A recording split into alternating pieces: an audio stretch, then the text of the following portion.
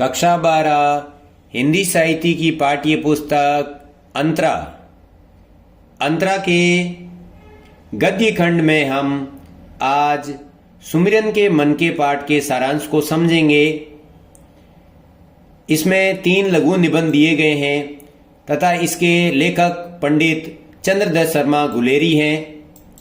उनका जन्म 1883 ईस्वी में जयपुर राजस्थान में हुआ तथा उन्होंने अनेक पत्रिकाओं में अपना संपादन का कार्य किया, जिनमें समालोचक, मर्यादा, प्रतिभा, नागरिणी, प्रचारिणी पत्रिका आदि प्रमुख हैं।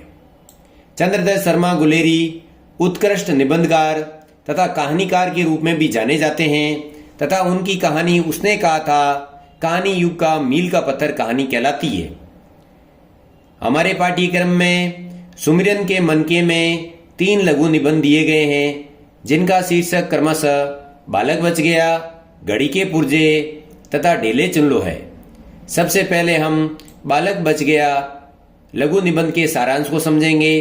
इसमें व्यंग्य शैली में कवि ने अपने मनोभाव को व्यक्त करते हुए बताया है कि एक विद्यालय के वार्षिकोत्सव कार्यक्रम में संस्था प्रधान का 8 वर्षीय पुत्र है तथा सभी लोग उस 8 वर्षीय पुत्र से उसकी योग्यता और परिपक्वता से कहीं बढ़कर प्रश्न उत्तर करते हैं और उसे पूछा जाता है धर्म के 10 लक्षण क्या हैं, 9 रस कौन कौन से हैं तथा 4 डिग्री सेल्सियस पर जल की प्रकृति में होने वाले परिवर्तनों की व्याख्या कीजिए, चंद्र ग्रहण क्यों होता है और इतिहास संबंधी भी सवाल पूछे जाते हैं, जिनका बालक तत्परता से तथा सही उत्तर देता है। जब बालक से ये पूछा जाता है कि आप भविष्य में क्या बनेंगे, तब बालक कहता है कि मैं लोक सेवक बनूंगा। सभी लोग बालक के उत्तर देने की शैली से प्रभावित होते हैं और उससे इनाम के रूप में पूछा जाता है। तब वो बालक कहता है कि मुझे लड्डू चाहिए। जैसे ही लड्डू शब्द लेखक के कानों में पड़ता है, लेखक राहत की सांस लेते हुए कहते हैं बालक बच गया। अर्थात जब बचपन में बालक को खाने पीने, खेलने कूदने का दबाव मुक्त वातावरण दिया जाएगा, तभी बच्चों का बचपन बचेगा। अन्यथा अनावश्यक शिक्षा के बोझ में दबकर उनका बचपन नष्ट हो जाएगा। अतः हमें बालकों के बचपन को बचाना है और अनावश्यक दबाव तथा शिक्षा के बढ़ते हुए अनावश्यक बोझ से उनको बचाना है। कवि ने अपने दूसरे लघु निबंध में घड़ी के पुर्जे के माध्यम से सांकेतिक शब्दों का प्रयोग किया है, जहां पर घड़ी का अर्थ धर्म और पुर्जे का तात्पर्य रहस्य से है। जिस प्रकार सामान्य व्यक्ति केवल घड़ी का समय देख सकता है, उसकी पुर्जों की जांच नहीं कर सकता, उसी प्रकार यदि सामान्य व्यक्ति धर्म की रहस्य और उसकी व्याख्या को न जान सकता है, केवल मठाधीश और धर्म के ठेकेदारों द्वारा कही गई बातों को ही समझ सकता है। अतः कवि चाहते हैं कि जो ज्ञानी हैं, धर्म के बारे में जानते हैं, उनको इसके रहस्य का पता लगाना चाहिए। और ये धर्म के ठेकेदार इन्हें क्यों रोक रहे हैं? क्योंकि वो धर्म के नाम पर लोगों को ठग सके और अपने मन के अनुसार धर्म की व्याख्या कर सके। अतः इस निबंध के माध्यम से कवि ये कहना चाहते हैं कि हम अंधविश्वास और धर्म के व्यवसायीकरण को बंद कर सकते हैं यदि हमें धर्म के वास्तविक रहस्य और उसके मर्म का पता चल जाए।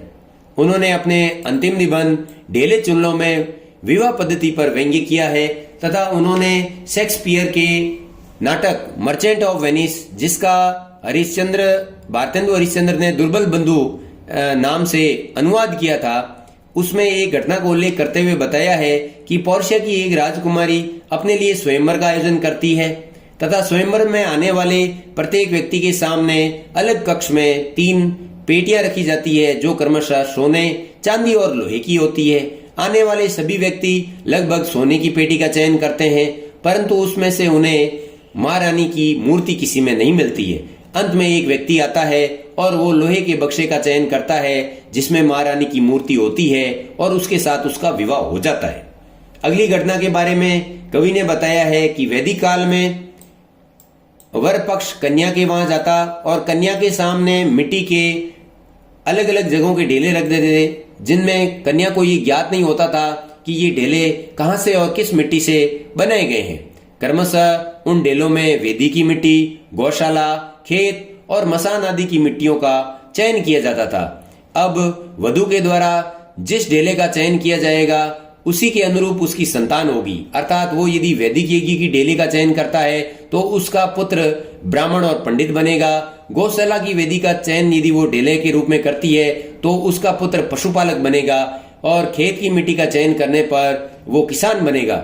यदि वो मसान की मिट्टी के डेले का चयन करती है तो उस अमुक व्यक्ति के साथ उसका विवाह नहीं होता है। परंतु ये परंपरा उस समय थी, परंतु वर्तमान समय में भी यदि देखा जाए तो मिट्टी के डेलों के स्थान पर वर्तमान समय में विवाह करने के लिए करोड़ों कोस दूर मिट्टी के डेलों की गति और दिशा के आधार पर नक्षत्र मिलाकर ही विवाह संस्कार किए जाते हैं।